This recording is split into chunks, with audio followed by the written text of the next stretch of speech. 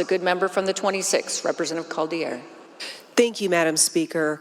You know, our ferry system is in a dire emergency, not only just for my constituents, but for anyone who relies on our marine highways to not only get to work, but also make it to their doctor's appointments.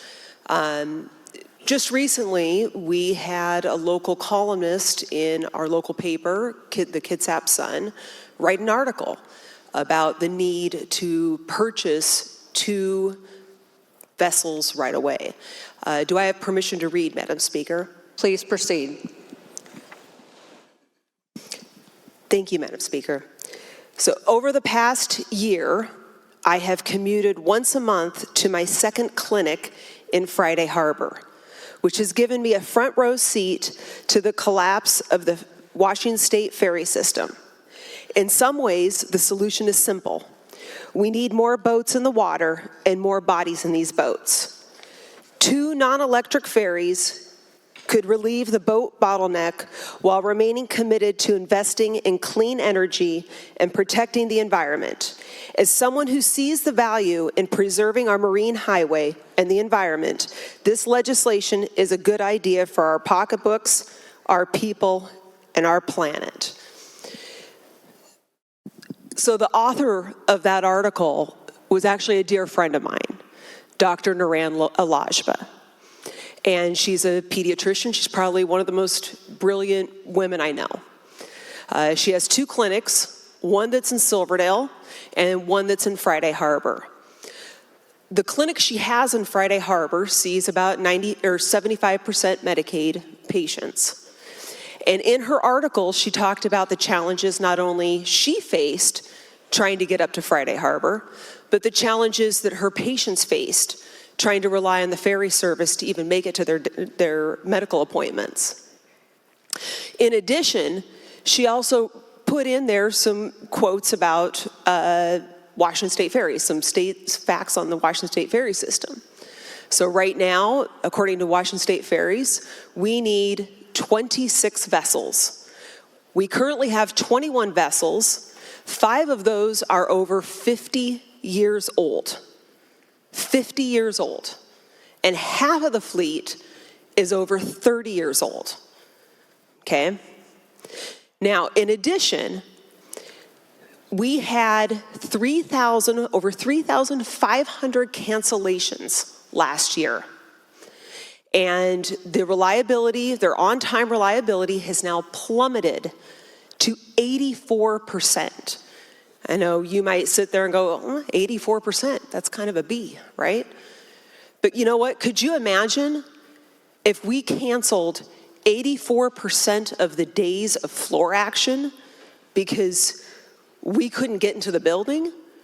Could you imagine if you only voted 84% of the time? What would you say to your constituents? And now, could you imagine relying on the ferry system and only making it to work on time 84% of the time? You'd lose your job. And so what do people do? Because I commuted for many years, and I'll tell you what you do when the ferry cancels. You drive around. So also in her article, because I gave her a call and I said I'd like to get the article. So she sent it to me. And I was wondering, Madam Speaker, can I read? Please proceed. So there was an article, a study that was published that analyzed 6 of our routes. 4 of them actually affect my constituents because they're on the Kitsap Peninsula. And they looked at how many carbon emissions were emitted annually from each ferry route. And then they also looked at if those passengers drove around instead of being on the diesel ferry. So what is the comparison of carbon emissions? So the Kingston Edmonds ferry, the ferry alone emitted 21,799 tons of carbon emission last year. If those same passengers drove around, that would be 785,430 tons of carbon emission. That is a 36-time amount of carbon emissions. So when we're looking at this and we're saying, well, wait a second here, we want to save the environment, we want to reduce our carbon emissions, what we have to ask ourselves is, what is the overall net gain? And do I have permission to read one more thing from the study? Please proceed. Thank you, Madam Speaker. This was their conclusion. Ferries carrying cars and passengers reduce carbon emissions significantly compared to the same route by car. That was the study's results.